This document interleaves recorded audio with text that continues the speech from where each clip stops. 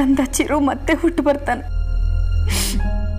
ಅವನು ಬಂದ್ಮೇಲೆ ಅವನಿಗೆ ಬಿಸಿ ಬಿಸಿ ನೀರಲ್ಲಿ ಸ್ನಾನ ಮಾಡಿಸಿ ಸಾಂಬ್ರಾಣಿ ಹೊಗೆ ಹಾಕಿ ಸಿಂಗಾರ ಮಾಡಿ ಕಣ್ಣಕ್ಕೆ ಕಾಡಿಗೆ ಹಚ್ಚಿ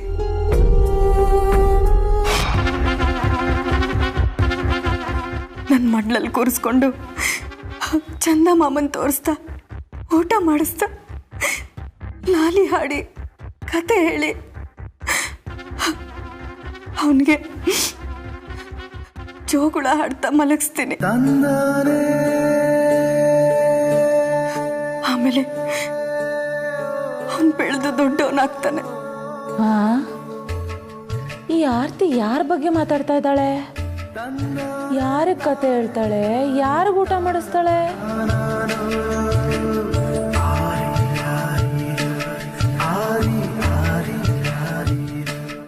ಆಡಿ ಬಾ ನನ್ನ ಕಂದ ಅಂಗಾಲ ತುಳಿದೇನ ತೆಂಗಿನಕಾಯಿ ತಿಳಿನೀರ ತೆಂಗಿನಕಾಯಿ ತಿಳಿನೀರ ತಕ್ಕೊಂಡು ಬಂಗಾರದ ಮೋರೆ ತೊಳೆದೇನ ಅತ್ತರೆ ಅಳಲವ್ವ ನನ್ನ ಕೂಸು ನನಗಿರಲಿ ಟರೆ ಕೆಡಲಿ ಮನೆ ಕೆಲಸ ಟರೆ ಕೆಡಲಿ ಮನೆ ಕೆಲಸ ಕಂದವ್ವ ಮಕ್ಕಳಿರಲವ್ವ ಮನೆ ತುಂಬ.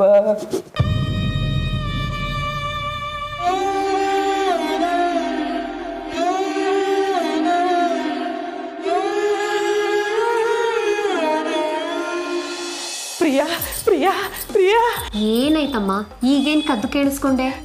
ಆರ್ತಿ ಮಗನ ಫೋಟೋ ಹಿಡ್ಕೊಂಡು ಮಾತಾಡ್ತಾ ಇದ್ಲು. ಕತೆ ಹೇಳ್ಬೇಕು, ಲಾಲಿ ಆಡ್ಬೇಕು ಅಂತಿದ್ಲು. ಅಲ್ಲ ಕಣಮಿ, ಸತ್ತೋಗಿರೋರ್ಗೆ ಕತೆ ಹೇಳಕ್ಕಾಯ್ತದ? ಅಥವಾ ಇನ್ಯಾರ ಕತೆ ಹೇಳ್ಬೇಕು, ಲಾಲಿ ಆಡ್ಬೇಕು ಅಂತಿದ್ಲು? ನನಗಂತೂ ತಲೆ ಬಿಡ ಅರ್ಥ ಆಗ್ಲಿಲ್ಲ.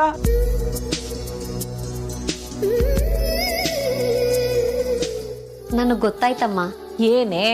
ಅವರು ನಮ್ಗೆ ಹುಟ್ಟೋ ಮಗು ಬಗ್ಗೆ ಕನ್ಸು ಕಾಣ್ತಾ ಇದ್ರು ಅನ್ಸುತ್ತೆ. ಅಯ್ಯ ದಡ್ಡಿ, ಅವಳು ಬದುಕೋದೆ ಇನ್ನು ಒಸಿ ದಿನ ಅಷ್ಟೇಯ.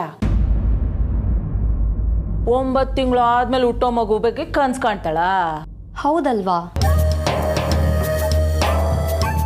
ನಾನು ನಿಂಗೆ ಯಾವಾಗಲೂ ಹೇಳ್ತಾ ಇದ್ದೆ ಇಲ್ಲೇನೋ ವಿಷಯ ಅದೆ ಅಂತ. ಅದು ಸತ್ಯ ಅನ್ನಿಸ್ತಾ ಇದೆ.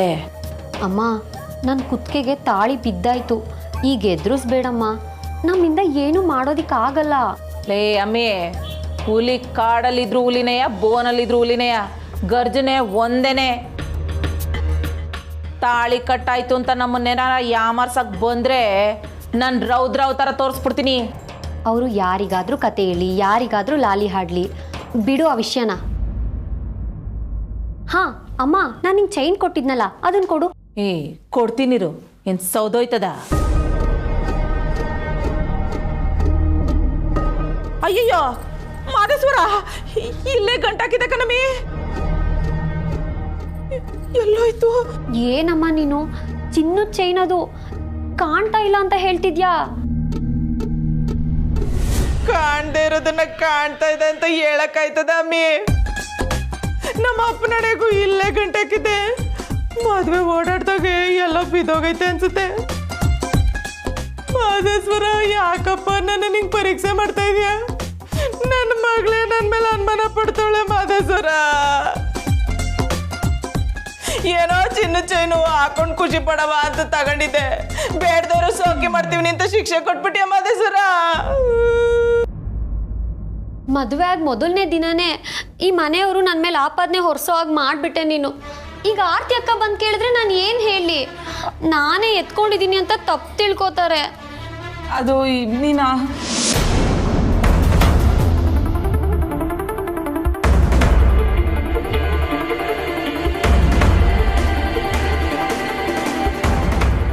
ಏನಾಯ್ತು? ಯಾಕೆ ಹಾಗೆ ನೋಡ್ತಿದ್ರ? ಅದು ವೇದಮ್ಮ. ವೇದ?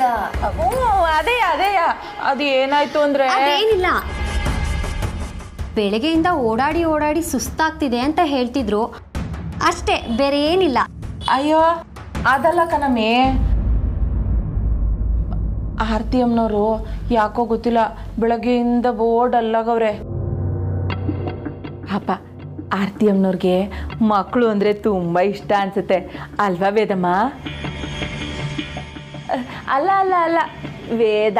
ಹೌದು, ಚಿರುನ ಕಳ್ಕೊಂಡಾಗಿಂದ ಅವರನ್ನೇ ಮರ್ತು ಹೋಗಿದ್ದಾರೆ. ಅದಕ್ಕೆ ನೋಡಿದ್ರೆ ಪಾಪ ಅನ್ಸುತ್ತೆ. ಅವರಿಗೋಸ್ಕರ ಯಾವತ್ತೂ ಏನನ್ನೂ ನಿರೀಕ್ಷೆ ಮಾಡಿದವರಲ್ಲ. ಈ ಮನೆಯವ್ರಿಗೋಸ್ಕರ ಎಂಥ ತ್ಯಾಗಕ್ಕೂ ಸಿದ್ಧ ಆಗೋಗ್ತಾರೆ. ಈಗ ಚಿರು ಹುಟ್ಟಿ ಬರೋದನ್ನೇ ಕಾಯ್ತಾ ಇದ್ದಾರೆ.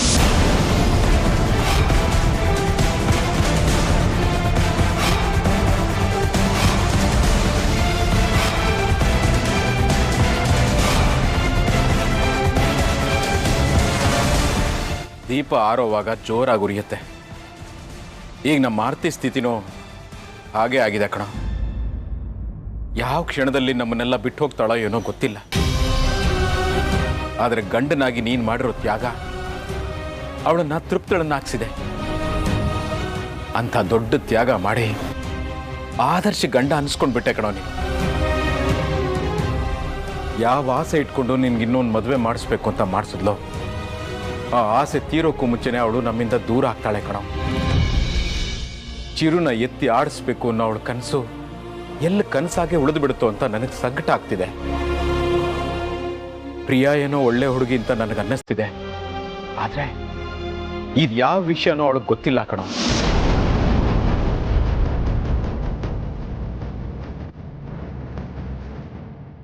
ಏನ್ ಹೇಳ್ತಾ ಇದ್ದೀರಿ ಚಿಕ್ಕಪ್ಪ? ಪ್ರಿಯಂಗೆ ಚಿರು ವಿಷಯ ಗೊತ್ತಿಲ್ವಾ? ಈ ವಿಷಯನ ಅವ್ರಿಗೆ ತಿಳಿಸೋದು ಬೇಡ ಅಂತ ಆರ್ತಿನೇ ಮುಚ್ಚಿಟ್ಟಿದ್ದಾಳಪ್ಪ. ಈ ಆತ್ಮ ಪುನರ್ಜನ್ಮ ಅನ್ನೋದು ನಮಗೆ ಗೊತ್ತಾದಷ್ಟು ಅವ್ರಿಗೆ ಗೊತ್ತಾಗೋದಿಲ್ಲ ಕಣ. ವಿಷಯ ಗೊತ್ತಾದ್ರೆ ಅದನ್ನ ಜೀರ್ಣಿಸ್ಕೊಳ್ಳೋ ಶಕ್ತಿನೂ ಅವರಲ್ಲಿಲ್ಲ. ಎಲ್ಲ ವಿಷಯ ಗೊತ್ತಾದ್ಮೇಲೆ ಮದುವೆಗೆ ಎಲ್ಲಿ ಒಪ್ಪದೆ ಹೋಗ್ತಾರೋ ಅಂತ ಆರ್ತಿನೇ ಈ ವಿಷಯನ ಮುಚ್ಚಿಟ್ಟಿದ್ದಾಳೆ. ಚಿಕ್ಕಪ್ಪ, ವಿಷಯನೆಲ್ಲ ಮುಚ್ಚಿಟ್ಟು ಅವ್ರಿಗೆ ಸುಳ್ಳು ಹೇಳಿ ಮದುವೆ ಮಾಡ್ಕೊಂಡಿದೀವಿ ಅಂತ ಅವ್ರಿಗೆ ಗೊತ್ತಾದ್ರೆ ಅವ್ರು ಬೇಜಾರು ಮಾಡ್ಕೊಳ್ಳೋದಿಲ್ವಾ? ನಾವು ಅವ್ರಿಗೆ ಮೋಸ ಮಾಡಿದಾಗ ಆಗೋದಿಲ್ವಾ? ಇಲ್ಲಪ್ಪ, ಅದಕ್ಕೂ ಇದಕ್ಕೂ ಯಾವ ಸಂಬಂಧನೂ ಇರೋದಿಲ್ಲ. ಅವಳ ಹೊಟ್ಟೆಯಲ್ಲಿ ಒಂದು ಮಗು ಹುಟ್ಟುತ್ತೆ. ಆ ಮಗು ನಮ್ಮ ಚಿರು ಆಗಿರ್ತಾನೆ ಅಷ್ಟೇ. ಕೆಲವು ಸುಳ್ಳುಗಳು ಮದುವೆಗೆ ತುಂಬ ಹತ್ತಿರ ಇರುತ್ತವೆ. ಆ ಸುಳ್ಳುಗಳಿಂದ ಬೇರೆ ಅನಾಹುತಗಳು ಆಗದೇ ಇದ್ರೆ ಅಷ್ಟೇ ಸಾಕು. ಚಿಕ್ಕಪ್ಪ, ನೀವು ಅನ್ಕೊಂಡಷ್ಟು ಸುಲಭ ಅಲ್ಲ ಇದು. ಮುಂದಕ್ಕೆ ಅವ್ರಿಗೆ ವಿಚಾರಗಳೆಲ್ಲ ಗೊತ್ತಾದ್ರೆ ಯಾರೂ ಹೇಳದೆ ಅವ್ರಿಗೆ ಹೇಗೋ ವಿಷಯ ಗೊತ್ತಾಗುತ್ತೆ. ಆದರೆ ನೀನು ಮಾತ್ರ ಈ ವಿಷಯನ ಅವ್ರಿಗೆ ಹೇಳಕ್ ಹೋಗ್ಬೇಡಪ್ಪ. ಅಶೋಕ, ಎಲ್ಲ ಜವಾಬ್ದಾರಿ ನಿನ್ನ ಮೇಲಿದೆ ಕಣೋ. ಈ ಪರಿಸ್ಥಿತಿನ ತೂಗಿಸ್ಬೇಕಾಗಿರೋನು ನೀನೇ ಅಪ್ಪ. ಇಲ್ಲ ಚಿಕ್ಕಪ್ಪ, ನಂಗಿದೆಲ್ಲ ಯಾಕೋ ಸರಿ ಕಾಣ್ತಿಲ್ಲ. ಅಶೋಕ,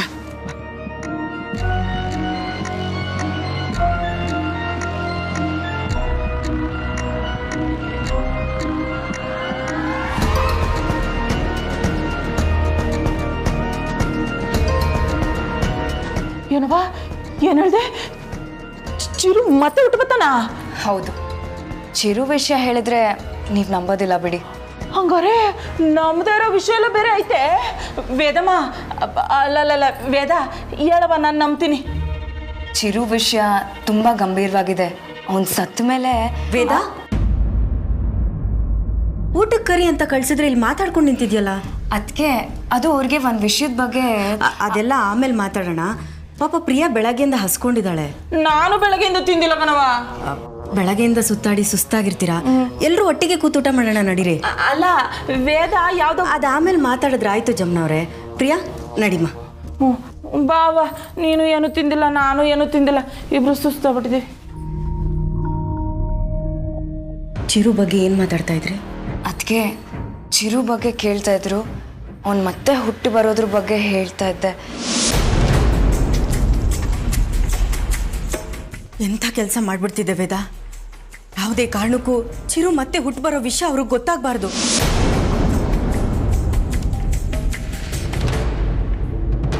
ನಿನ್ ಕೈ ಮುಗಿತೀನಿ ವೇದ, ಈ ವಿಷಯನ ಅವ್ರ ಮುಂದೆ ಬಹಿರಂಗ ಮಾಡಬೇಡ. ಅವ್ರ ಹತ್ರ ಈ ವಿಷಯ ಗುಟ್ಟಾಗೇ ಇರಲಿ.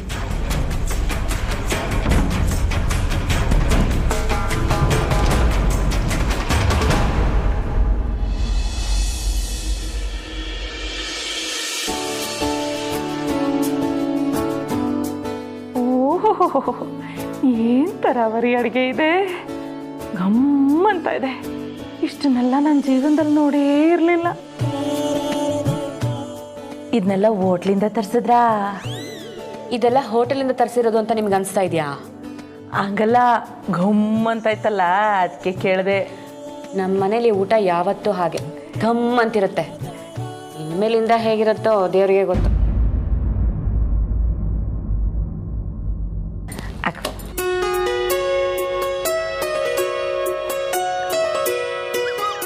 ಆರ್ತಿ, ನೀನು ಕೂತ್ಕೊಂಡು ಜೊತೆಲಿ ಊಟ ಮಾಡಮ್ಮ.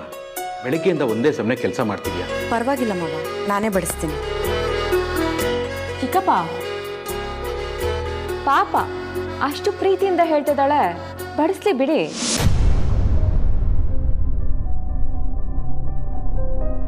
ಪ್ರಿಯಾ, ಏನಾಯ್ತಮ್ಮ? ಬನ್ನಿ. ಯಾಕೆ ಪ್ರಿಯಾ, ಏನಾಯ್ತು? ನೀವು ಬನ್ನಿ ಅಕ್ಕ. ನೀನು ಕೂತ್ಕೊಂಡು ಊಟ ಮಾಡು, ನಾನು ಆಮೇಲೆ ಊಟ ಮಾಡ್ತೀನಿ. ನೀವು ಬನ್ನಿ ಅಕ್ಕ, ಕೂತ್ಕೊಳ್ಳಿ. ಪ್ರಿಯಾ ಬನ್ನಿ.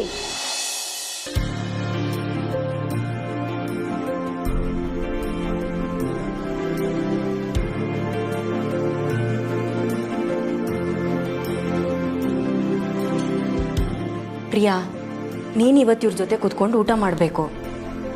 ಪರವಾಗಿಲ್ಲ ಅಕ್ಕ, ಇವ್ರ ಪಕ್ಕ ನೀವು ಕೂತ್ರೇನೆ ಚೆನ್ನ. ಅದನ್ನ ನೋಡ್ಬೇಕು ಅನ್ನೋ ಆಸೆ ನನಗೆ. ಏನು ಮಾಡ್ತಾವಳಿ ಇವಳು? ಗಂಡನ ಪಕ್ಕ ಕೂತು ಊಟ ಮಾಡೋದು ಬಿಟ್ಟು ಈ ಆರ್ತಿನ ಯಾಕೆ ಕೂರಿಸ್ತಾ ಇದ್ದಾಳೆ? ಅಯ್ಯೋ, ಇವಳಿಗೇನು ಬುದ್ಧಿ ಕೆಟ್ಟಿದ್ಯಾ? ಅದೇನು ಅಂತ ನಾನು ಹೊಟ್ಟೆಲಿ ಉಟ್ಬಿಟ್ಲು. ಇವತ್ತು ಎಲ್ರಿಗೂ ನಾನೇ ಬಡಿಸ್ತೀನಿ. ಇವತ್ತು ಮಾತ್ರ ಅಲ್ಲ, ದಿನಾಗ್ಲೂ ನೀನೇ ಬಡಿಸ್ಬೇಕು. ನನ್ನ ಮಗಳನ್ನೇನು ಹಾಳು ಅನ್ಕೊಂಡ್ಬಿಟ್ಟವಳ ಇವಳು.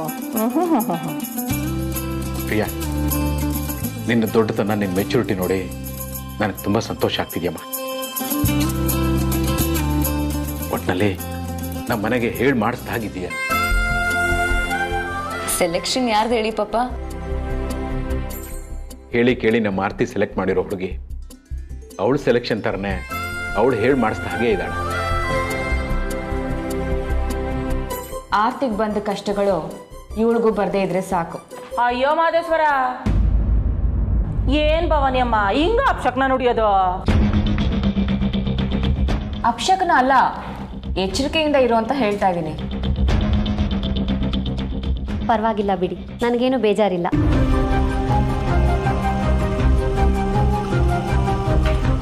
ನೀವು ಯಾರೂ ತಪ್ಪು ತಿಳಿಯಲ್ಲ ಅಂದರೆ ನನಗೊಂದು ಆಸೆ ಇದೆ, ಅದನ್ನು ಹೇಳ್ಬೋದಾ? ಹೇಳಿ, ನಿಮ್ಮ ಆಸೆನೂ ಕೇಳೋಣ. ಆರತಿ ಅಕ್ಕಂಗೆ ಇವರಿಗೆ ಆರತಿ ಅಕ್ಕ ಕೈ ತುತ್ತು ತಿನ್ಸೋದನ್ನ ನಾನು ನೋಡಬೇಕು.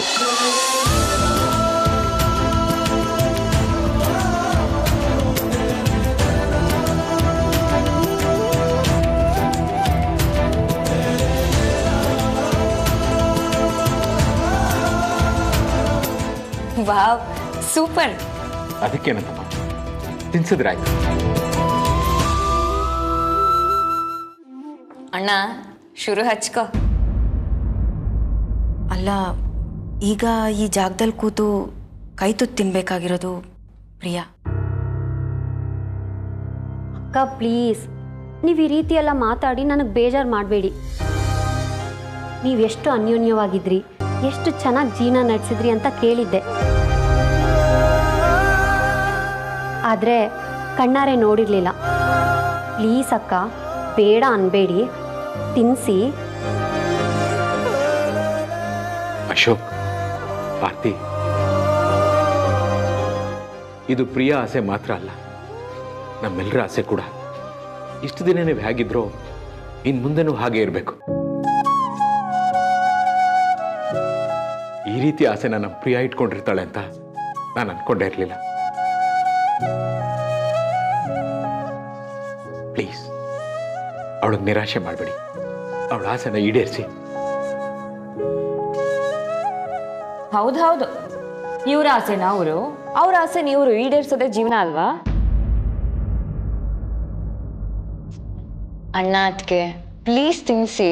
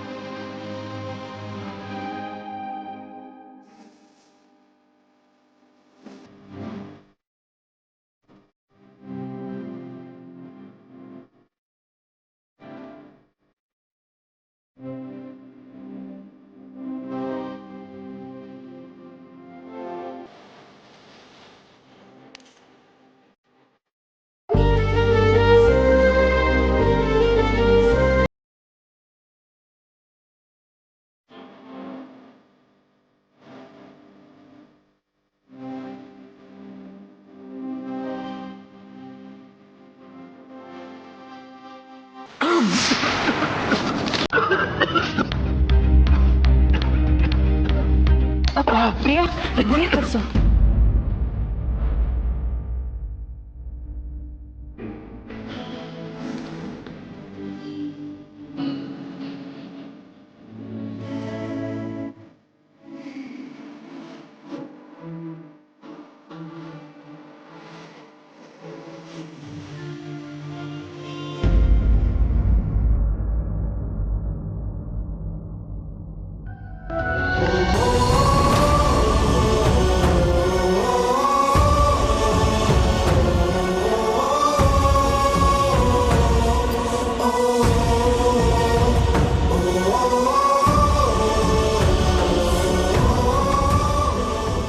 ಏನು ನಡೀತಾ ಇದೆ ಇಲ್ಲಿ? ಅವಳು ಬಿಟ್ರೆ ಇವಳು ಬಿಟ್ರೆ ಅವಳು, ಏನು ಆಟ ಆಡ್ತಿದ್ದಾರಾ ಇಲ್ಲಿ? ಅಲ್ಲ ಕಣ್ ಪ್ರಿಯಾ, ಹೊಸ ಜೋಡಿ ನೀವಿಬ್ರು ಗಂಡ ಹೆಂಡ್ತಿ ಇಬ್ರು ಅಕ್ಕಪಕ್ಕ ಕೂತ್ಕೊಂಡು ಒಬ್ರಿಗೊಬ್ರು ತಿನ್ಸ್ಕೊಂಡು ಇರ್ಬೇಕು ತಾನೆ. ಅದು ಬಿಟ್ಟು ಆರ್ತಿನ ಅವ್ರ ಪಕ್ಕ ಕೂಡ್ಸಿದ್ಯಲ್ಲ, ನೀನು ಬಡಿಸ್ತಾ ಓಡಾಡ್ತಿದ್ಯಲ್ಲ, ಏನು ನಿಮ್ಮ ಮನೆ ಕೆಲಸದೋಳ? ನಿನ್ನ ಬುದ್ಧಿಗೆ ಏನು ಬಡ್ದೈತೆ ಅಂತೀನಿ. ಅಮ್ಮ, ನಂದು ಎಲ್ಲರ ಥರ ಮದುವೆ ಅಲ್ಲ, ನಂದೊಂದು ಆಕಸ್ಮಿಕ ಮದುವೆ. ಹೆಂಡತಿ ಇರಬೇಕಾದ್ರೇ ಗಂಡ ಇನ್ನೊಂದು ಮದುವೆ ಆಗಿದ್ದಾರೆ. ಆರತಿ ಅಕ್ಕ ಮತ್ತು ಅವ್ರದ್ದು ತುಂಬ ದಿನದ ಬಾಂಧವ್ಯ. ಆದರೆ ನಾನು ಈ ಮನೆಗೆ ಇವತ್ತು ಸದಸ್ಯ ಆಗಿರೋಳು. ಪಾಪ ಆರತಿ ಅಕ್ಕ, ಅವ್ರು ಬದುಕಿರೋದು ಇನ್ನು ಕೆಲವೇ ದಿನಗಳು ಅಂತ ಅವ್ರ ಗಂಡನಿಗೋಸ್ಕರ ಇನ್ನೊಂದು ಮದುವೆ ಮಾಡಿಸಿದ್ದಾರೆ. ಈಗ ಅವ್ರ ಮುಂದೆನೇ ಕೂತು ಕೈ ತುತ್ತು ತಿನ್ನೋದು ಚೆನ್ನಾಗಿರುತ್ತಾ ಅಮ್ಮ? ಅಯ್ಯ, ಹಂಗಾರೆ ಈ ಅಪ್ಪನ 2ನೇ ಮದುವೆ ಮಾಡ್ಕೊಂಡಿದ್ದು ನಿಂದೆ ತಪ್ಪು ಅನ್ಕೊಂಡಿದ್ಯೇನೋ? ಅಂದ್ರೆ ನಿನ್ನ ಕತೆ ಇಷ್ಟೇ? ಎಲ್ಲಾರ್ಗೂ ಅಡುಗೆ ಮಾಡಿ ಬಡಿಸು, ಪಾತ್ರೆ ತೊಳಿ, ಮಿಕ್ಕಿದ್ದನ್ನು ತಿನ್ನು, ಬಂದು ನನ್ನ ಪಕ್ಕ ಬಿದ್ಕೋ. ಈ ಶೋಭಕ್ಕೆ ನಾವು ಅಲ್ಲಿಂದ ಇಲ್ಲಿ ಗಂಟ ಬರ್ಬೇಕಿತ್ತೆ. ವಟ ಅನ್ನೋದು ನಿಲ್ಲಿಸಿ ಸ್ವಲ್ಪ ನನ್ನ ಮಾತು ಕೇಳು. ನಾನು ಬಾಯಿ ಮುಚ್ಚಿಸ್ಬೇಡ, ಅದೇನು ಅಂತ ಹೇಳು. ಮನೆಯವರೆಲ್ಲ ಕೂತಿದ್ರು. ಆರತಿ ಅಕ್ಕ ಊಟ ಬಡಿಸ್ತಾ ಇದ್ರು. ಅವ್ರ ಮುಂದೆ ಎಲ್ಲ ಕೂತು ಊಟ ಮಾಡೋದಕ್ಕೆ ನನಗೆ ಮನಸ್ಸು ಒಪ್ಪಲಿಲ್ಲ ಅಮ್ಮ. ಪಾಪ ಆರತಿ ಅಕ್ಕ ಇನ್ನು ಎಷ್ಟು ದಿನ ಇರ್ತಾರೆ ಹೇಳು? ಇರೋವರೆಗೂ ಅವ್ರು ಚೆನ್ನಾಗಿರ್ಲಿ. ಆಮೇಲೆ ಶಾಶ್ವತವಾಗಿ ಅವ್ರ ಪಕ್ಕ ಕೂತು ಊಟ ಮಾಡೋಳು ನಾನು ತಾನೆ. ಆರತಿ ಅಕ್ಕನ ಕೊನೆ ಗಳಿಗೆಗಳು ಚೆನ್ನಾಗಿರ್ಲಿ. ಅವರು ನನ್ನನ್ನು ತಂಗಿ ಅಂತ ಹೇಳಿದ್ದಾರೆ. ನಾನು ಅವ್ರ ಪ್ರೀತಿನ ಇನ್ನಷ್ಟು ಸಂಪಾದನೆ ಮಾಡಬೇಕಮ್ಮ. ನಾನು ಆರತಿ ಅಕ್ಕನ ಅವಾಯ್ಡ್ ಮಾಡಿದ್ರೆ ಅಶೋಕ್ ಅವರ ವಿರೋಧ ಕಟ್ಕೋಬೇಕಾಗುತ್ತೆ. ನೀ ಹೇಳೋದ್ರಾಗೂ ಪಾಯಿಂಟ್ ಅದೇ ಕಣಮ್ಮೆ. ಪಾಪ ಆ ಆರತಿ ಇನ್ನೆಷ್ಟು ದಿನ ಬದುಕಿರ್ತಾಳೆ? ಸಾಯೋ ಕೊನೆ ಗಳಿಗೆವರೆಗೂ ಸಂದಾಗಿರ್ಲಿ ಅಂತ ತಾನೇ ನೀ ಹೇಳೋದು. ಹೆಂಗೂ ಡಾಕ್ಟ್ರು 1 ವಾರ ಟೈಮ್ ಕೊಟ್ಟವ್ರಂತೆ. ಆಗ್ಲೇ 3 ದಿನ ಮುಗಿದೋಯ್ತು, ಇನ್ನು 4 ದಿನ ತಾನೇ ಇರೋದು. ಆರಾಮಾಗಿ ಗಂಡನ ತೆಕ್ಕೆಯಲ್ಲೇ ಪ್ರಾಣ ಬಿಡ್ಲಿ.